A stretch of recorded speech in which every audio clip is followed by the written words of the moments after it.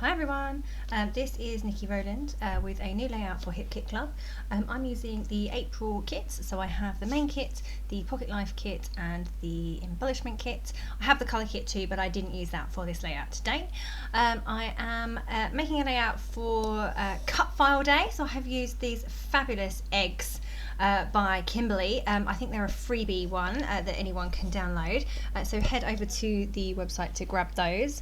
But I have cut it 3 times. I think there's two different eggs on this one cut file, and they're only slightly different. They have different patterns within them, so they're really cool, really pretty.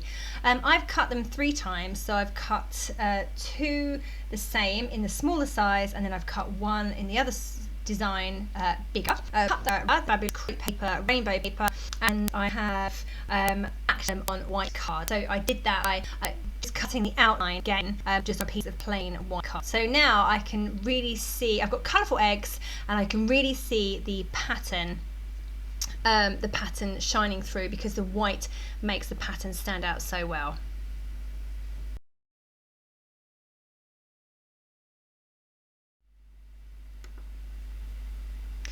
Okay, so now I'm going to start putting my layout together. I'm going to use a striped paper, that one there by crepe paper, Maggie Holmes Sweet Story. It's pretty lines, so it's got some yellow lines and some pink lines. It's quite a subtle paper, and I'm going to use that for my background because I'm still on a mission to use lots of pattern paper in my backgrounds at the moment. That's my resolution for 2020. I have decided that it needs a border because I like my pages to have borders. So I have the piece of white cardstock I had left over from cutting the eggs out of. I have trimmed the middle out, and then I have used that as my border, and I've cut my pattern paper background down a little bit to 11.5 inches square. So that's what I've done for my background, and now you can see that I can arrange those 3 eggs onto my background. Having the white cardstock backing the egg cut files works really well because I can move them around and I can't see the lines from the pattern paper through the gaps in the cut file. So it just makes them easier to use, in my opinion, rather than have patterns shining through. I prefer to have one piece that's solid that I can move around, and it doesn't matter about my layering because you can't see through them. So that's what I've done there. You can see that I have 4 photos. I've printed them pretty small, so they are like 2 by 3. Actually, they're slightly smaller than that, but approximately 2 by 3. I'm going to kind of arrange them across the bottom of the layout in like a horizontal line, although they'll be grouped and kind of higgledy-piggledy, you know, in my normal style. So I'm just working out approximately where I want them to go. I'm working out the arrangement of my eggs, where I'm going to be happy with those, where I want them to sit, and my photos will sit on top of my eggs for the most part. So I will be covering up some of those beautiful eggs, but this is the thing with scrapbooking, you know, if you have a large element like this with nothing else on it so you can show it off, actually then it looks a little bit clunky, and looks like it doesn't quite look right on the page as far as I'm concerned. So I prefer to layer things and cover bits up, and you still get the overall effect of a cut file such as this by doing it that way. So I'm happy with this method.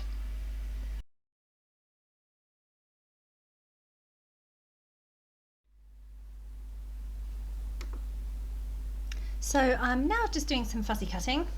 So on one of the journaling cards that came in the April kits, there was loads of Easter eggs. Hooray! So this is obviously an Easter layout. I should have probably said that at the beginning.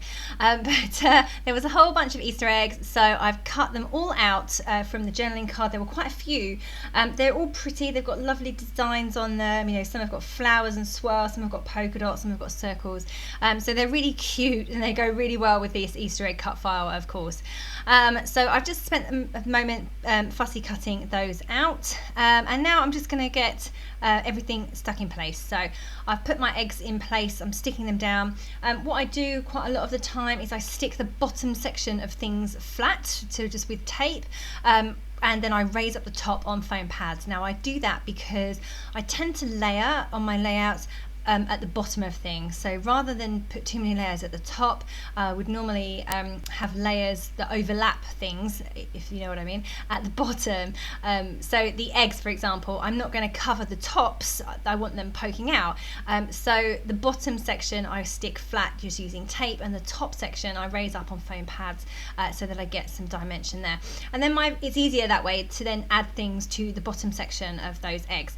I do the same thing with my photos, so I tend to stick the bottom sections of the photos flat, the bottom edge flat with double-sided tape, and then I raise up the top of them with foam pads. Again, same principle applies. I normally layer over things, but I would normally only layer over the bottom section of a photo, not the top. It's not unheard of. I do sometimes do the top, but normally when I layer things around the top of a photo, I tuck them under the photo rather than layer over it. So I tend to layer over the photos at the bottom and then layer under the photos at the top, if that makes sense.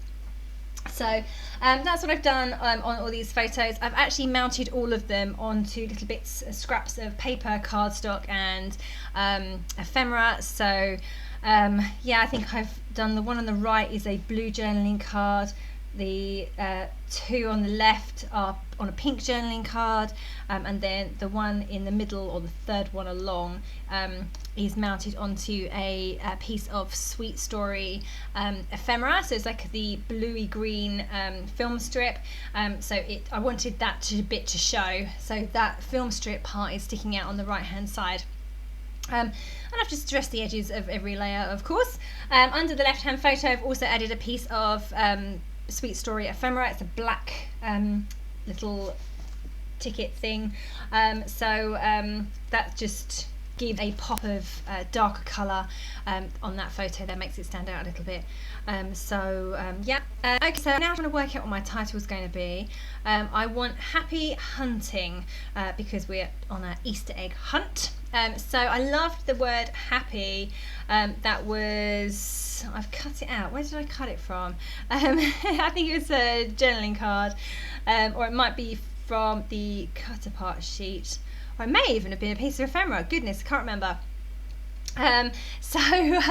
But anyway, it was in there in the Sweet Story stuff somewhere. So I've cut out all the letters individually. So rather than have one piece, I wanted them all cut out individually, and then I can layer them up, or I can raise some up on foam pads, have some stuck flat, and then I can have some higher than the others.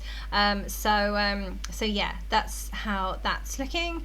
And I'm going to add the second word with the beautiful pink thickers that came in April kits. So that's going to form my title, Happy Hunting. And you can see where I'm going to put it. It's over on the right hand side of the layout above the eggs. And I have that little butterfly there as well. That is Fussy cut from something in Sweet Story as well. And I'm just going to raise that on foam pads too. I want it to kind of look like it's flying off the page. So here I am adding my thickers, and just I'm getting the sticky ones stuck down first, and then I will add the happy in a moment, just to make sure that I have the positioning right, because they're individual letters and they're all being stuck with foam pads. It was easier to stick the sticky alpha thickers down first, and then I can add the other word in a bit later. Okay, so I'm just adding in my Easter eggs now. So that's those little ones that I fussy cut from a journaling card. Now my layout's pretty much coming together. I've got the basis, the background and the photos down. So now it's really just a case of the embellishments. So now that all my photos are down, I can add those little Easter eggs, and I've got some bows there as well from the Sweet Story ephemera and chipboard. Just getting all the Easter eggs stuck in place. I'm raising every single one on foam pads, of course. So I have two clustered together in the middle, and then one on either side, and I have one on the final edge of my left photo as well. So and now you can see that I'm just sorting my photos out. So I had them stuck at the bottom edges, but I hadn't put foam pads at the top, so just going through and adding this. Sometimes I forget to do this section, this section, and I realised later that actually my photos are barely stuck down. So I'll quickly have to go in and add foam pads. Anyway, so look at me remembering to do something at the right time for a change. Okay, so now I'm moving on to getting my word happy stuck in place. So I'm using my foam pads to just raise every single letter up. I could have stuck them flat, but I really do like the shadows, the dimension that's provided by foam pads. They are one of my favourite items to use. I absolutely love them. Although without my nails, I don't have any nails at the moment because of COVID-19. I can't go and get them done. I normally wear acrylic nails, and flicking the backs of foam pads is always really easy with acrylic nails. But now I have natural nails, I find it much more difficult. So you may see a decline in my use of foam pads over the next month or so until I can go and get them done again. When will that be? Who knows? Okay, so I've moved on a little bit now. I've fussy cut some of the beautiful blooms from the Pebbles Hey Hello sheet. It's like a pink sheet with lovely pink and reddy flowers on. So I've cut a number of those out and I've tucked those in here and there. So I've tucked some behind my photos. I've got a bit of a cluster going over on the right hand side, and one at the top left corner of the left photo, and then a little bit more in between photos 3 and 4 as well. So just added those in, just tucked them in where I could. I'm now going to add some gold thread. Just wanted a few twiddles to be coming out of my clusters. So adding one to the left hand one, and then the one in the middle of the photos 3 and 4 as well. I think I say this every time, but I use a We Are Memory Keepers thread. That's my favourite thread to use. It's designed to go in a sewing machine. It's like an oiled thread, so therefore it's not cotton and it behaves well. So basically I can get perfect spirals with it, loops, perfect loops, rather than it bending or being messy. I don't like messy. Yeah, I use the gold We Are Memory Keepers thread. So under embellishments, and now I am moving on, just finishing off little bits and pieces, seeing what else I can add.